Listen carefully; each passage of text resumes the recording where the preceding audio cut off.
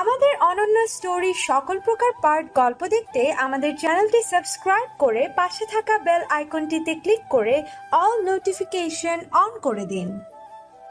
কি শর্ত? গালে হাত দিয়ে বলল রোদ্দুর। ঝিলমিল কিছু বলছে না দেখে রোদ্দুরই পুনরায় বলল, ওই যে আমার চুমুর শর্ত, কারোর সাথে হেসে হেসে কথা বলবো না, তার বিনিময়ে রোজ নিয়ম করে 10টা চুমু খাবি। আমি কিন্তু কন্ট্রাক্ট পেপার দিব, সেটাই সই করে দিতে হবে। ইস রে, মশা মারতে কামান দাগা। রোদ্দুর ভুরু নাচিয়ে বলল, মশা তো মারবো না, বিড়াল মারবো। অসহ্য, একদম অসহ্য। ঝিলমিল কানে হাত চাপা দিল। রোদ্দুর মিটিমিটি হেসে ড্যাব ড্যাব করে তাকিয়ে রইল। রোদ্দুর ফের বলতে লাগলো, তোকে নিয়ে কি এক বিপদে পড়েছি বলতো? তুই ঠিকঠাক মতো আমার মনের কথা প্রকাশ করতে দিচ্ছিস না। তোকে বুঝতে হবে আমি একটা স্বাধীন দেশের নাগরিক, আমার স্বাধীনভাবে মতামত প্রকাশের অধিকার আছে। তুই আমার সাথে এরকম স্বৈরাচারী করতে পারিস না, এটা টোটালি অন্যায়। ঝিলমিল রোদ্দুরের মুখে হাত চাপা দিয়ে বলল, তুই একটু মুখটা বন্ধ রাখ প্লিজ, আর আমার দিকে এইভাবে তাকিয়ে থাকবি না, ভ্যাবলাকান্ত কোথাকার।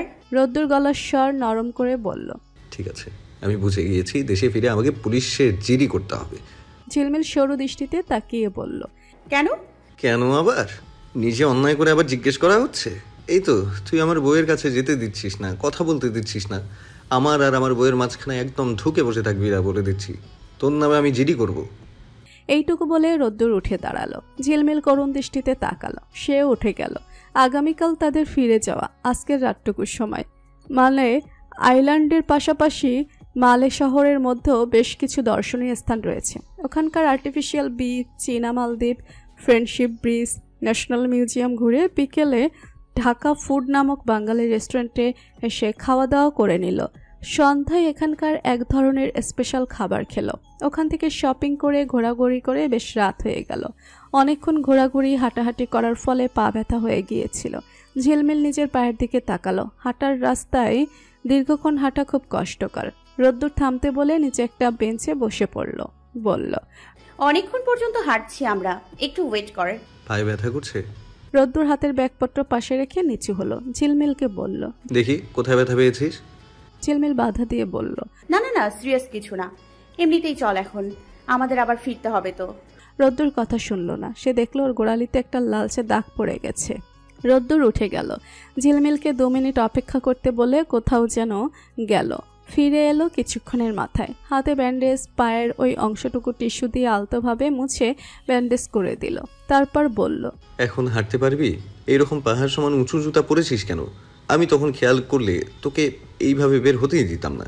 জানিস যে এগুলো হাঁটার রাস্তা। ঝিলমিল মুখ কালো করে বলল, আমি কিভাবে জানবো? তুই সবটাই জানিস।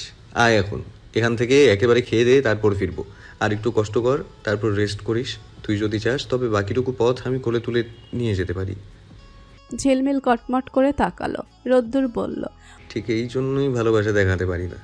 তোর সাথে যখন ধমক দিয়ে দিয়ে কথা বলবো তখন তুই ভালো, আর একটু ভালোবাসা দেখাতে গেলে থাক, কি বলবো, সব কপালের দোষ। ওখান থেকে ওরা সরাসরি মালে আইল্যান্ডের আন্ডার ওয়াটার রেস্টুরেন্টে চলে এলো। এখানে এসে ঝিলমিলের ভালো লাগলো। সমুদ্র থেকে এই রেস্টুরেন্ট প্রায় 15 ফুট নিচে। যাতায়াত করার জন্য কাঠের তৈরি সিঁড়ি রয়েছে। লম্বাকৃতির এই অংশটুকু কাচের দেওয়ালে আবদ্ধ। বাইরে মাছের সমাহার। খেতে খেতে ওরা বিভিন্ন প্রজাতির মাছ দেখতে পেল। শুধু যে প্রজাতি নয়, মাছের গায়ের রংটাও দেখার মতো। আকাশি রঙের কিছু মাছ একদম পানির সাথে মিশে গেছে, দেখে বোঝাই যায় না। এছাড়াও লাল, নীল, হলুদ, খয়েরি, চকচকে সাদা রঙের ছোট বড় অনেক ধরনের মাছ দেখতে পেল। খাওয়া দাওয়া শেষ করে ওখানেই আর কিছুক্ষণ ঘোরাঘুরি করল। যাই হোক, আজকের দিনটা বেশ ভালোই উপভোগ করতে পেরেছে। আগামীকাল দুপুর নাগাদ ফিরতি ফ্লাইট। এই তো যে সময়গুলো পেরিয়ে যাচ্ছে তা নেশার মতোই জোরালো আর তীব্র। হয়তো এই সময় ফিরে পাওয়া যাবে না, কিন্তু এই তো ভালোবাসা। এর মাধ্যমে মুহূর্তগুলো তো ফের আস্বাদন করা যাবে। এই মায়া, আদর মাখানো ভালোবাসা, নিজস্ব সত্তার শক্তি, দেখার তৃষ্ণা, আত্মপ্রত্যয় মনোভাব, গুটিসুটি হয়ে ঘাপটি মেরে থাকা, অলস সময়, বুকের মধ্যেকার ভূমিদশ, পিছু টান, এই নীল সমুদ্রের ঢেউ সবই তো থেকে যাবে। ভালোবাসার বন্ধনে থাকতে বাধ্য হবে। একটাই তো জীবন। এই ছোট্ট একটা জীবনে বাধ্যবাধকতার প্রয়োজন আছে। সেই বাধ্যতা যদি ভালোবাসার ক্ষেত্রে হয় তাহলে তো কথাই নেই। এই রাতের আধারের আড়ালে লুকিয়ে আছে কিছু অনুভূতি। ঝিলমিল ঘুমায় পড়েছে, ক্লান্ত লাগছিল খুব। রোদ্দুরে ঘুম আসছিল না। ঝিলমিলের ঘুমান্ত মুখের দিকে তাকিয়ে আকাশ পাতাল ভেবে ফেলল। আলতো করে গালে আঙ্গুল ছুঁয়ে দিয়ে বলল, সব সময় এইভাবে আমার হয়ে থাকবি, মাঝে মাঝে অসভ্য বলে ডাকবি, এরপর আমিও না হয় তোকে অসভ্যতা আমি শিখিয়ে দিব। সকাল হলো। সূর্যমামা নিজস্ব নিয়মে তেজ ছড়িয়ে দিল। ঝিলমিল আর রোদ্দুর ঘুম থেকে ওঠার পর আর কোনো কিছু করার সময় পেল না। দ্রুত ব্রেকফাস্ট সেরে নিজেদের যাবতীয় জিনিসপত্র গুছিয়ে নিল। একটু বাদে এয়ারপোর্টের উদ্দেশ্যে রওনা দিতে হবে। একেবারে তৈরি হয়ে দুজনে নিচে নামলো। ঝিলমিল মন খারাপ করে বলল, আমি এই সমুদ্র পার খুব মিস করব। কি সুন্দর ছিল এখানে কাটানো দিনগুলো, মনে থাকবে, মনে রাখবো। ঝিলমিল আর রোদ্দুর বিদায় নিল। এয়ারপোর্টে ইমিগ্রেশন সহ যাবতীয় কাজকর্ম শেষে বিদায় নেওয়ার জন্য প্রস্তুত হলো।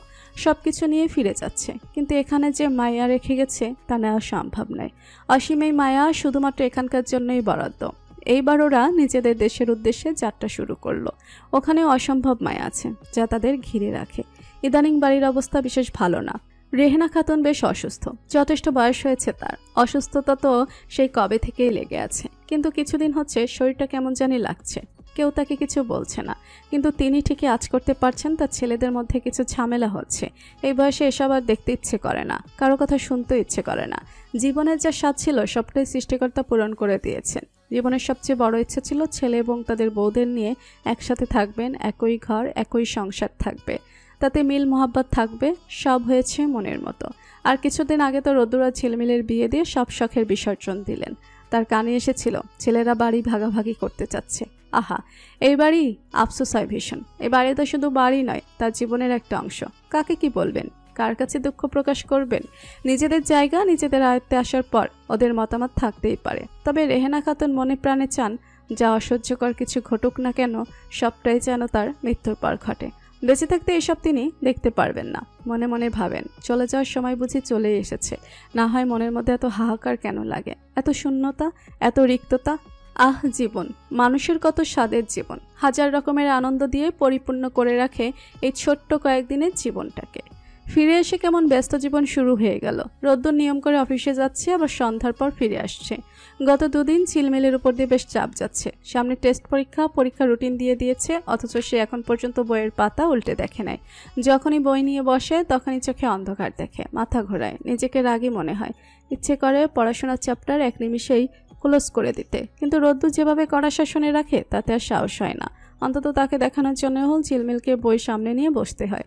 ঘুরে আসার পর এক সপ্তাহ পার হয়ে গেছে, এখনো বাড়ি যাওয়া হয় নাই। এই সপ্তাহে যাওয়ার সুযোগ ছিল, কিন্তু গতকাল মায়ের সাথে ফোনে কথা বলার সময় উনি বলছিলেন দাদি যেহেতু অসুস্থ তাই তাকে নিয়ে 2-4 দিন পর ডাক্তার দেখাতে আসবেন।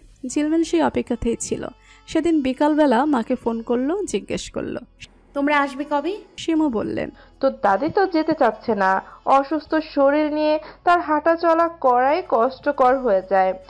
ওর জার্নি কিভাবে করবে? গত রাতে ডাক্তার শফিকুল এসে দেখে গেছে। কি বললেন তিনি?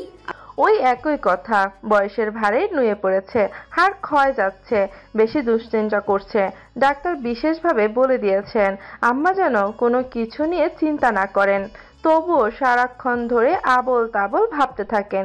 এত খেয়াল রাখি তাও উন্নতি হচ্ছে না শরীরের। ঝিলমিল বললেন, আবহাওয়া পরিবর্তন করতে পারলে ভালো লাগতো। অনেকদিন হয়েছে ওই রকম বন্দি অবস্থায় আছে, বাইরে কোথাও যাচ্ছে না দাদি। আচ্ছা ঠিক আছে, আমি দেখছি কি করা যায়। মায়ের সাথে কথা শেষ করে ঝিলমিল রোদ্দুরের জন্য অপেক্ষা করতে লাগলো। দাদি দুনিয়ার সবার কথা ফেললেও রোদ্দুরের কথা ফেলতে পারেন না। এইবারও নিশ্চয়ই ফেলবেন না। ঝিলমিলের ধারণা ঠিক ছিল। অনেকবার বলতে হলো না, মাত্র 2 বার বলতেই দাদি রাজি হয়ে গেলেন। কথা হলো কাল সকাল সকাল তারা রওনা দিবেন। ঝিলমিলের ভালোই লাগলো। তার এই সাজানো গোছানো সংসারে প্রথম মেহমান হয়ে তাদেরই পরিবারের সদস্যরা আসছে। সে এখন মোটামুটি সংসারে কাজে এক্সপার্ট। রান্নাটা বেশ ভালোই করে, কিন্তু একবার রান্না করতে গেলে পুরো রান্নাঘর এলোমেলো করে ফেলে। আবার সেগুলো ঘন্টাখানেক সময় নিয়ে গোছগাছ করে। অবশ্য সে সময় রোদ্দুর ঘরে থাকে না, তাই নিজের মনে যেভাবে পারে সেভাবে করে ফেলে। রোদ্দুর থাকলে প্রচুর ডিস্টার্ব করবে, রান্নাঘরে আসবে, ঘুরঘুর করবে, হাজারটা প্রশ্ন করবে, কাজের মধ্যে ঝগড়া দিবে, ড্যাব ড্যাব করে ঝিলমিলের দিকে তাকিয়ে থাকবে, ওর চুল এলোমেলো করে দিয়ে দৌড়ে পালাবে। উপর ঝিলমিল খুব বিরক্ত দেখালেও মনে মনে খুশি হয়। রোদ্দুর যখন থাকে না ওর কর্মকাণ্ডগুলো মিস করে। শেষবার এখানে আসার আগে বাড়ির সবাই পই পই করে বলে দিয়েছিল তোরা এখন থেকে একে অপরের আর তুই সম্বোধন করবি। সম্মানের একটা ব্যাপার আছে তো নাকি? তুই তো কারে শুনলে খারাপ দেখায়। দীর্ঘদিনের অভ্যাস ছাড়া সম্ভব নয়। রোদ্দুরকে তুমি তুমি করে বলতে হবে, এটা ভাবতেই পারে না ঝিলমিল। রোদ্দুর হয়তো খুব সহজেই নতুনত্ব মেনে নিতে পারবে, কিন্তু ঝিলমিলের পক্ষে সম্ভব না। নিজের মনে একবার চেষ্টা করতে গিয়ে হজবরল হয়ে গেল। স্বাভাবিকভাবে বলে, শোন। তখন বলতে হবে, এই শোনো। কি লজ্জাজনক! এটা তো ভয়াবহ লজ্জার ব্যাপার। সামান্য একটু প্র্যাকটিস করতে গিয়ে ঝিলমিলের মনে হলো সে অচেনা একটা মানুষের সাথে কথা বলছে, অচেনা একটা মানুষকে সম্বোধন করছে। তাদের সম্পর্কে যে একটা নিজস্বতা রয়েছে সেটা হারিয়ে ফেলছে। যাই হোক, সবার সামনে তো একটু ভদ্রতা বজায় রাখতেই হবে। তাই রোদ্দুরকে গিয়ে বলল, কাল বাসা থেকে ওরা এলে ওদের সামনে আমাকে তুই সম্বন্ধ রাখবি না। কি থেকে কি মনে করে আবার। রোদ্দুর বলল, শুধু ওদের সামনে কেন, বাস্তবেই তো আমাদের আর তুই তুকারি করার প্রয়োজন হচ্ছে না। ঝিলমিল চেঁচিয়ে উঠল, না, আমি পারবো না। একটুখানি ভাবতে গেলে মনে হচ্ছে পর মানুষের সাথে কথা বলছি। আমরা শুধুমাত্র মানুষের সামনে ফর্মালিটি মেনটেন করব, ওকে? ও আচ্ছা, আমাকে অসভ্য বলিস? তুই নিজে কি মানুষের সামনে সভ্য, কিন্তু ঘুরে ফিরে আমার কাছে তো সেই অসভ্যই। এই অবশ্য এখনো অসভ্যতা আমি সম্পর্কে পুরোপুরি ধারণা নিতে পারিসনি। আমি বরং তোকে এই সম্পর্কে একটা কোর্স করাবো, কেমন? বলেই রোদ্দুর অট্টহাসিতে ফেটে পড়ল। ঝিলমিল এগিয়ে এসে দুহাতে ওর চুলগুলো মুষ্টিবদ্ধ করে পরবার কয়েকবার টান দিল। রোদ্দুর হাসি থামিয়ে ঝিলমিলের কোমর জড়িয়ে ধরে বলল, অসভ্যতামি করতে এসেছিস? জি না, আপনার অসভ্যতামের ভূত ছাড়াতে এসেছি। আমার থেকে এই ভূত টপকে যদি তোর ঘাড়ে চেপে বসে তবে কেমন হবে বলতো? রোদ্দুর ভাবুক কণ্ঠে প্রশ্ন করল। এসব আমি একদম পাত্তা দিই না। আচ্ছা, এখন রান্নাঘরে যাই। রাতের রান্না তো অর্ধেক সেরে চলে এসেছি। শোন, কাল বাড়িতে সবাই থাকবে। সবার সামনে আমার সাথে এই রকম করবি না, ওকে? ওকে, তবে আমার মনে থাকবে কিনা সন্দেহ। ঝিলমিল দুরুম করে রোদ্দুরের পিঠে একটা কিল বসিয়ে দিল। রোদ্দুর উহ করে ওকে ছেড়ে দিল। নিজের পিঠে হাত বোলাতে বোলাতে বলল, আমার মনে হয় আরেকটা বিয়ে করতে হবে। এই বউ খালি মারে, এরকম মারকুটে বউ আমি চাইছি নাকি। ঝিলমিল রান্নাঘরের উদ্দেশ্যে পা বাড়িয়েছিল। রোদ্দুরের কথা শুনে মাঝপথ থেকে আবার ফিরে এলো। কটমটে দৃষ্টিতে তাকিয়ে বলল, যে কথা বললি সেটা আরেকবার বল। রোদ্দুর নির্বিকার ভঙ্গিতে বলল, আমি তো কিছু বলিনি, চুপ করে দাঁড়িয়ে আছি। তুই কি শুনেছিস? ঝিলমিল আরেকটু এগিয়ে এসে রোদ্দুরের কলার চেপে ধরে চিবিয়ে চিবিয়ে পড়ল, মুখের কথা মুখেই রেখে দে। আর একবার যদি শুনি কি যে করব। এটাই ঝিলমিলের পক্ষ থেকে লাস্ট অ্যান্ড ফার্স্ট আলটিমেটাম। রোদ্দুর একটা দীর্ঘশ্বাস ফেলে পিছিয়ে গেল। রোদ্দুরের হয়েছে মরণ দশা। কপালটা তার আসলেই পোড়া। সে কপাল চাপড়াতে চাপড়াতে রান্নাঘরের দরজায় এসে দাঁড়ালো। রোদ্দুর ওই জায়গায় দাঁড়িয়ে এক দৃষ্টিতে ঝিলমিলকেই দেখছিল। আবহাওয়া এখন মোটামুটি ভালোই গরম। রান্নাঘরে আগুনের তাপে আরও গরম। ঝিলমিলে থুতনিতে ঠোঁটের ঊর্ধ্বভাগে কপালে নাকে বিন্দু বিন্দু ঘাম দিয়েছে। এক হাতে একবার নিজের ওড়না সামলাচ্ছে, আর একবার সামনে থাকা যাবতীয় জিনিসপত্র। রোদ্দুরকে বোধহয় খেয়াল করে নাই। এক মনে গুনগুন করে যাচ্ছে। তারপর পরক্ষণেই রান্নার লবণ টেস্ট করে কিম্ভূত কিমাকার মুখভঙ্গি করে রাখলো। লক্ষণ সুবিধার নয়, নিশ্চয়ই কিছু উল্টাপাল্টা করে ফেলেছে। ওর মুখভঙ্গি দেখে রোদ্দুর শব্দ করে হেসে উঠল। ঝিলমিল ওর দিকে তাকিয়ে বিব্রত ভঙ্গিতে বলল, আমি তো আজ রান্নায় লবণ দিতে ভুলে গেছি। রোদ্দুর পকেটে হাত গুছিয়ে এগিয়ে এসে বলল, এতক্ষণ পর রান্নার ভাবভঙ্গি দেখে ভেবেছি তোকে ষষ্ঠ রাঁধুনির খেতাব দিব, আর তুই এখানে এই আকাম করলি? বুঝলাম না, আগে তো কখনো এইরকম হয় নাই। এই কথাটুকু ঝিলমিল বলল নরম সুরে, তারপরে আবার তেতে উঠল। এটা হয়েছে তোর জন্য। একটু আগে তোর সাথে কথা বলছিলাম, তাই অন্যমনস্ক হয়ে এরকম হয়েছে। আমি কিছু জানি না আর কিছু করতেও পারবো না। বাকিটা তুই সামলে নে। রোদ্দুর হতভম্ব হয়ে গেল। এসেছিল প্রেম করতে, এমনি করে ফাঁসিয়ে দিবে কে জানত। ঝিলমিল ওকে পাশ কাটিয়ে চলে গেল। অগত্যা রোদ্দুরকেই বাকিটা সারতে হলো। রাতে খাওয়া দাওয়া শেষে ঘুমানোর সময় রোদ্দুর বলল, আমার সাথে থাকতে হবে না। ঝিলমিল জিজ্ঞেস করলো, কেন? সভ্য সমাজের মানুষ তুই, আমার সাথে থাকলে অসভ্য হয়ে যাবি। ঝিলমিল বিরক্তিকর চাহনি নিক্ষেপ করে সোজা বিছানায় এসে একপাশে শুয়ে পড়ল। কাল আবার সকাল সকাল উঠতে হবে। মাসের খবরে অন্যরকম আনন্দ হচ্ছে। প্রতিটা মেয়ের জীবনে এটা হয়তো অন্যরকম একটা সুখের ছোঁয়া। নিজের গোছানোর সংসারে নিজের মানুষের ছোঁয়া, তার অনুভূতি আলাদা। সকাল সকাল রোদ্দুর বেরিয়ে গেল অফিসের উদ্দেশ্যে। বাড়িতে কথা হয়েছে, তারা ইতিমধ্যে রওনা হয়েছে। ছোট চাচু নিয়ে আসছে তাদের। দুপুর 12টার মধ্যে সকলে চলে এলো। ঝিলমিলের খুশি দেখে কে? দাদিকে দেখলো। উনি বিগত কিছুদিনের অসুস্থতায় সত্যি শুকিয়ে কাঠ হয়ে গেছেন। চেহারা কেমন মলিন, রুক্ষ। কিছুদিনেই মনে হয় বয়স আরও বেড়ে গিয়েছে। মা, মেজো চাচি মানে ঝিলমিলের শাশুড়ি আর দাদি এসেছেন। ছোট চাচু থাকলেন না। 1000 কাজের বাহানা দিয়ে দুপুরে কোনো রকম দৌড়ের উপর খেয়ে বিদায় দিলেন। ঝিলমিল বারবার বলছিল আজকের দিনটা থেকে কাল সকাল সকাল চলে যেতে। রোদ্দুরের সাথেও দেখা হলো না, কিছুক্ষণ পরেই ফিরে আসবে। ছোট চাচু বললেন, আমি তো প্রায় সময় ঢাকাতে আসি, আবার দেখা হয়ে যাবে। তুই বরং কিছুদিন তোর মা, শাশুড়ি আর দাদিকে দেখে রাখ। তিনি চলে গেলেন। ঝিলমিল দাদির সাথে বসলো আলাদা করে গল্প করতে। কত শত কাহিনী তিনি শুনলেন, সব ওদের ছোটবেলার। রোদ্দুর সেদিন সময়ের একটু আগেই বাড়ি ফিরে এলো। দাদিকে দেখে সে কি খুশি হবে। দাদি ওকে দেখে খুশিতে আত্মহারা হয়ে পড়েছেন। বাড়িতে থাকতে তো কথাবার্তার পরিমাণ কমিয়েই দিয়েছিলেন, প্রয়োজন ব্যতীত কারোর সাথে কথা বলতেন না। আর এখন তার কথার ঝুড়ি শেষ হচ্ছে না। নীলিমা ছেলেকে নিয়ে ভীষণ দুশ্চিন্তা ছিল, কিন্তু এখানে এসে সে এইরকম পরিপাটি একটা সংসার দেখবে তা আসলেই ভাবে নাই। ঝিলমিলকে ছোট থেকে দেখে আসতে জানেই ও একটু উড়নচণ্ডীর স্বভাবের। সেই ঝিলমিলও অনেকটা বদলে গেছে। ওর মধ্যে বেশ ম্যাচিউর একটা ভাব এসেছে, যা কথাবার্তায় কাজে কর্মে বেশ ভালো করেই বোঝা যাচ্ছে। তার মাতৃহৃদয় শান্ত হয়েছে, পরিপূর্ণ হয়েছে। রাতে খাওয়া দাওয়ার পর পুনরায় গল্পের ঝুড়ি খুলে বসলো সব। রাত বাড়ার সঙ্গে সঙ্গে একে একে সবাই উঠল, তবে ঝিলমিল রয়ে গেল দাদির কাছে। দাদি ওর মাথায় যত্ন করে আদর মেখে হাত বুলিয়ে দিলেন, ওর সংসারের গল্প শুনলেন। ঝিলমিল দাদির সাথেই শুয়ে পড়ল। সে যখন অনেকক্ষণ বাদেও ঘরে আসছিল না, রোদ্দুর তখন তাকে মেসেজ দিল, কোথায় তুই? ঘরে আসবি কখন? ওদের পেয়ে আমাকে ভুলে গেছিস? আজ সারাদিন খোঁজ নিয়েছিস আমার? এতগুলো প্রশ্নের জবাব ঝিলমিল এক বাক্যে দিল, আমি দাদির সাথে আছি। রোদ্দুর লিখল, ঠিক আছে, এখন আমার কাছে আয়। অনেকদিন পর দাদিকে পেয়েছি, তোর সাথে তো রোজই থাকছি, একদিন না হয় থাকলাম দাদির সাথে। রোদ্দুল কপাল চাপড়ালো। সে ঘুম বাদ দিয়ে এই একটা পর্যন্ত জেগে আছে শুধুমাত্র ঝিলমিলের জন্য, আর সে কিনা এইরকম বিশ্বাসঘাতকতা করছে। এর পরিপ্রেক্ষিতে বাংলা গানের দুটো লাইন মনে পড়ল। সে তাই আওড়ালো, দ্রুত হাতে টাইপিং করলো। ঝিলমিল মুখে হাত চাপা দিয়ে হেসে ফেললো, লিখল, আজকে আর আমি ওই দিকে যাচ্ছি না, সে তুই যা ইচ্ছে হয় কর, আমার ঘুম ধরেছে, ঘুমাবো এখন। এইভাবে ফাঁকি দিলি? আমার যে বউ ছাড়া ঘুম আসে না, তাকে জড়িয়ে না ধরলে তার গায়ের ওম না পেলে ঘুম আসবে না। অভ্যাস হয়ে গেছে তো। ভালোভাবে বলছি চলে আয়, নয়তো আমি গিয়ে তোকে তুলে আনবো। ঝিলমিল আর পাল্টা রিপ্লাই করলো না। রোদ্দুর সত্যি সত্যি উঠে গেল। ওই ঘরের সামনে দাঁড়িয়ে তাকে হতাশ হতে হলো। ঘরের দরজা ভেতর থেকে বন্ধ, জানালাগুলোতেও পর্দা দেওয়া। শুধুমাত্র দাদির কথা ভেবে এই রাত্রিবেলা রোদ্দুর আর দরজা ধাক্কাধাক্কি করলো না।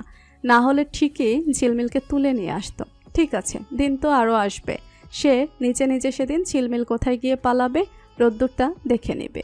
রোদ্দুর তো তককে তককে রইল, কিন্তু ঝিলমিলকে সারাদিনেও খুঁজে পাওয়া গেল না। সবার মাঝে থেকে অলক্ষ্যে ঝিলমিলকে চোখের ইশারায় ঘরে আসতে বলছে।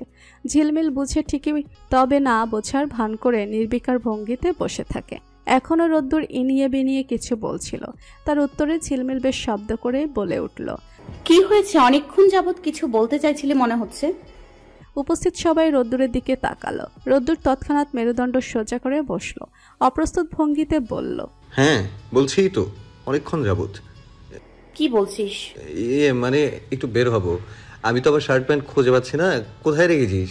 বের করে দিয়ে আবার এসে গল্প কর। আমার প্রয়োজনীয় জিনিসপত্র যে কোথায় কোথায় রেখে দিস। ঝিলমিল বলল, তুই তো এখানেই বসে আছিস, ঘরে গেলি কখন? আর তোর কাপড় চোপড়ই বা খুঁজে দেখলি কখন? রোদ্দুর কি আর সাধের নিজেকে কপাল পোড়া বলে নাকি?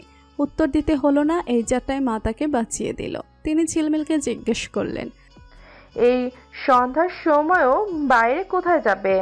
একটু আগেই তো অফিস থেকে ফিরলো। জিজ্ঞেস করো তোমার আদরের সুপুত্রকে, সারা দিন তো বাইরে বাইরেই থাকছে। আমি কিছু বললে রাগারাগি করে, ঘর বাড়ি উল্টে ফেলে। আমাকে তো কোনো প্রশ্নের জবাব দেওয়ার প্রয়োজন মনে করে না। ঝিলমিল করুণ দৃষ্টিতে তাকিয়ে বলল। নীলিমা বেশ রাগান্বিত হয়ে ছেলের দিকে তাকালেন, তারপর শাশুড়ির দিকে তাকিয়ে বলল, দেখছেন আম্মা, এইরকম বেয়াদবি করার কোনো মানে হয়? এই ছেলে বয়সের সাথে সাথে পাগল হচ্ছে মনে হয়। আর ঝিলমিল, তুই শোন, একটু টাইট দিয়ে রাখবি ওকে। তোকে প্রশ্নের জবাব দিবে না, তুই আদায় করে নিবি। আর তারপর আমি তো আছি, এরপর উল্টাপাল্টা কিছু করলে সোজা আমাকে ফোন করবি। আজ কিছু বলছি না, পরবর্তীতে কখনো এরকম ঘরের বউকে অবজ্ঞা করার কথা শুনলে ওর কানের নিচে দুটো দিব। রোদ্দুর রাগ করল না। এই নারী শাসিত সমাজে যে কিছু বলে লাভ নেই, এটা বেশ ভালো করেই বোঝা হয়ে গেছে। ঝিলমিলের দিকে তাকালো। আহারে, মেয়েটা চোখে মুখে একটা বেচারা ভাব ফুটিয়ে রেখেছে।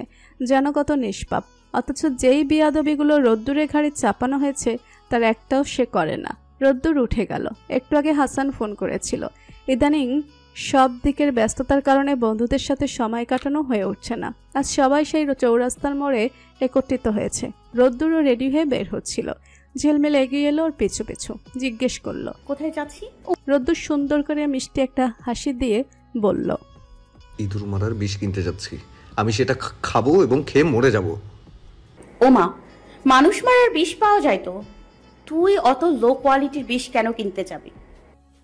ঝিলমিল কিছুটা অবাক হয়ে জিজ্ঞেস করলো। রোদ্দুর ফের হেসে বলল, আমার ইচ্ছে হয়েছে তাই। বাড়ি কখন ফিরবি?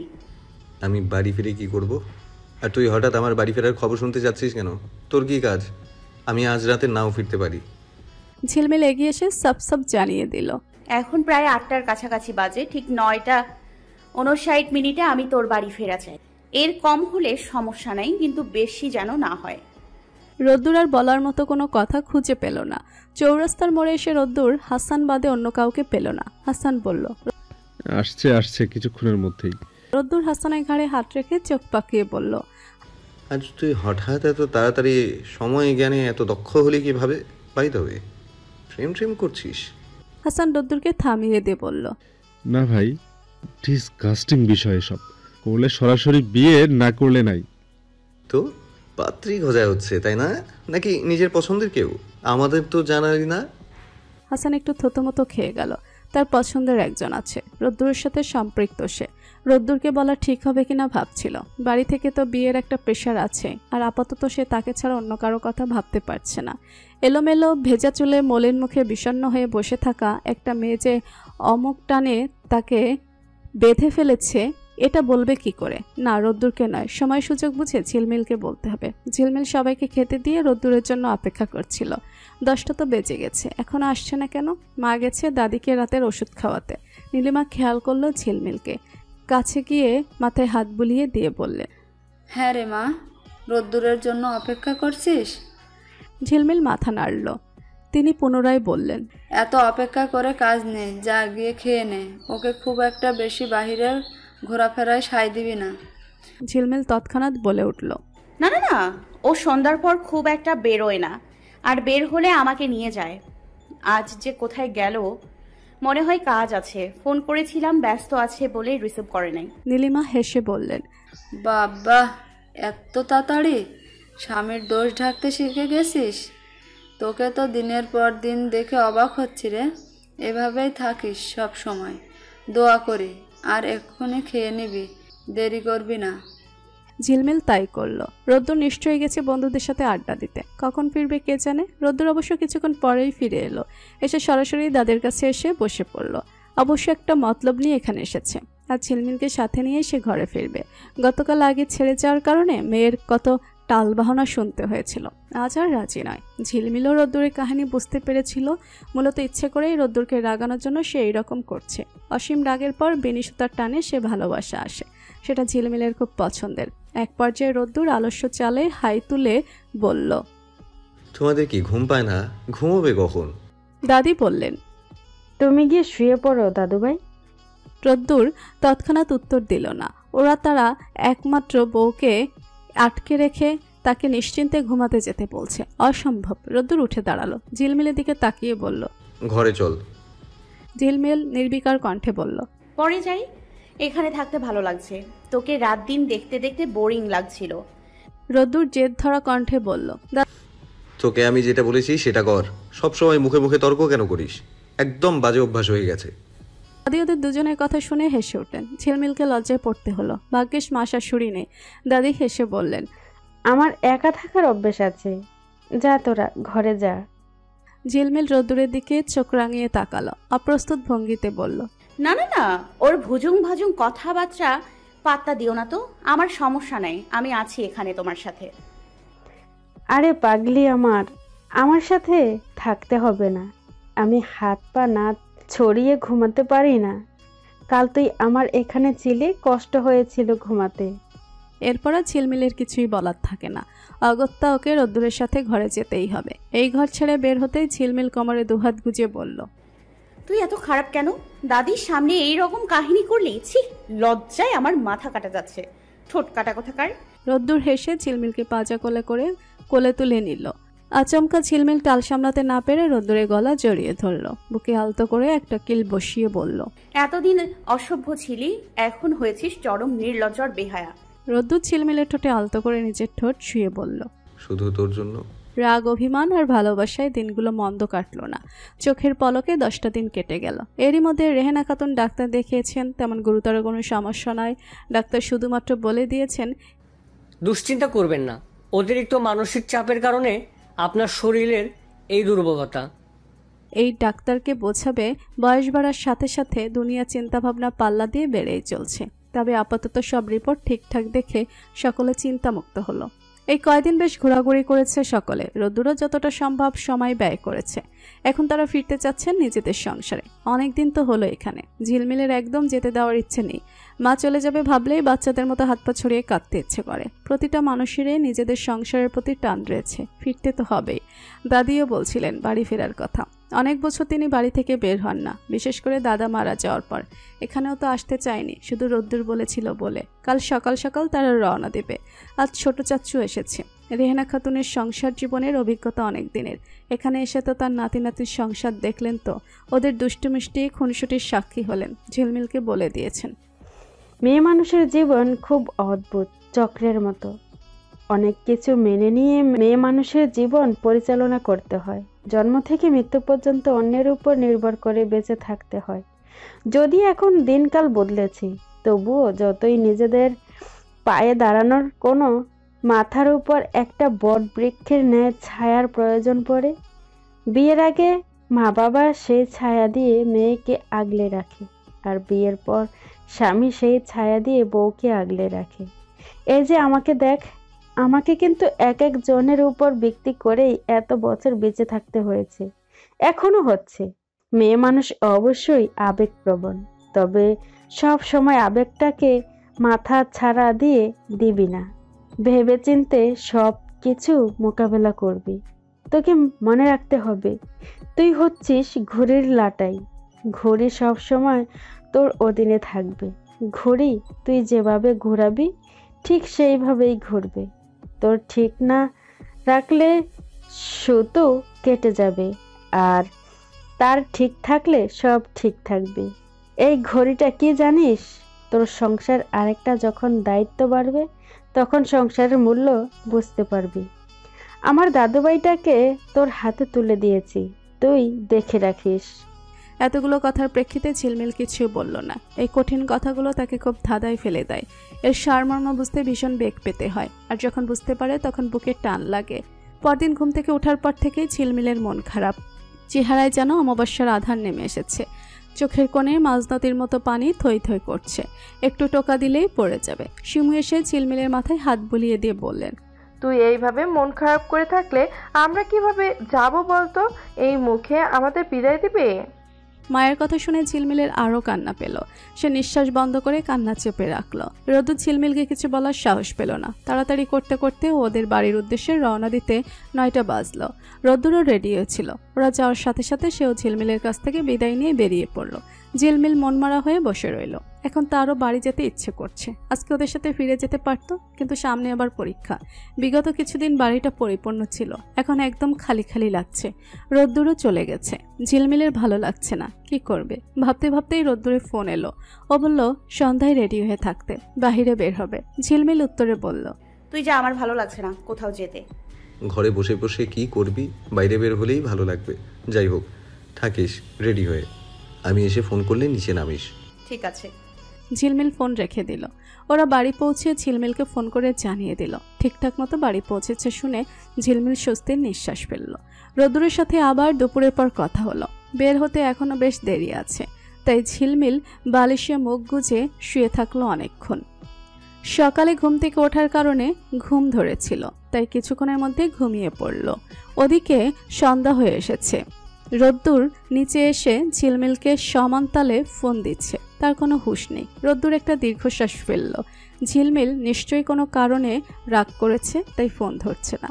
রোদ্দুর ঘরে এসে দুঃখের ঝিলমিল ঘুমাচ্ছে। অথচ সে সিনেমা হলে 2টো টিকিট কেটে রেখেছিল সন্ধ্যার শো দেখবে বলে। আজ আর যাওয়া হবে না। ঝিলমিলকে ডাকতে ইচ্ছে করলো না। চেঞ্জ করে ফ্রেশ হয়ে রোদ্দুর রান্নাঘরে গিয়ে 1 কাপ কফি বানালো।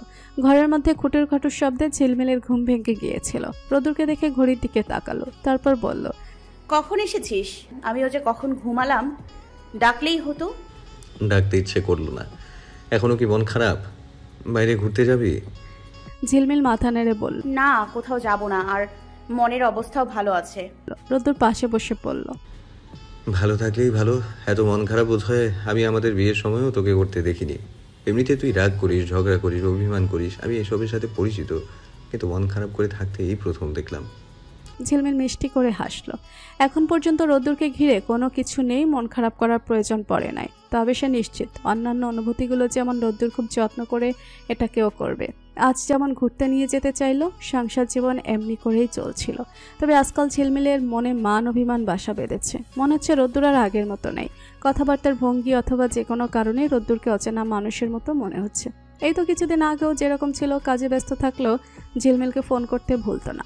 সন্ধ্যার পর বাইরে ঘুরতে যেত। সে সন্ধ্যার পরই বাড়ি ফিরত। এখন রোদ্দুর বাড়ি ফিরে 8টা নাগাদ। মাঝে মাঝে রোদ্দুর অজান্তেও ওর মুখের দিকে গভীর দৃষ্টিতে তাকিয়ে ঝিলমিলের আকাশ পাতাল ভাবনা চিন্তা করে। তার অন্যমনস্কতা, কপালের কুঞ্চন, চোখের দৃষ্টি, ক্লান্তি, ওর ঠোঁটের কোণে মুচকি হাসি কিংবা দুষ্টমি, সব কিছুতে পরিবর্তন এসেছে। ঝিলমিল সহ্য করতে পারে না। হয়তো ইদানিং তার কাজের চাপ বেশি, তাই বলে এতটা পরিবর্তন হতে হবে কেন? রোদ্দুর যেমন ঝিলমিলের সাথে দুষ্টমি করে, নানান বাহানায় ওকে মাতিয়ে রাখে, কত খুনসুটি কোথায় এসব, তখন ঝিলমিলের খুব বিরক্ত লাগতো। বলাও ভুল হবে, কারণ ঝিলমিল বেশিরভাগ সময় বিরক্তির অভিনয় করত। ওর অসভ্যতামি, দুষ্টমি, অত্যাচার সবটাই অভ্যাসে মিশে গেছে। এমনভাবে মিশেছে যে এখন একটু এদিক ওদিক হতে ঝিলমিলের সারা দেহ মন জোড়ে হাহাকার করছে। ঝিলমিলেরও পরীক্ষা শুরু হয়েছে। একে তো পরীক্ষার চাপ, তার উপর আবার রোদ্দুরের এই অত্যাচার, সবকিছু মিলিয়ে দিশেহারা লাগছে। অসভ্যটাকে কতদিন অসভ্য বলে না। এতদিন যা পেয়ে অভ্যস্ত ছিল তা যদি হুট করে এইভাবে হারিয়ে যায়, তাহলে তো পাগল লাগবেই।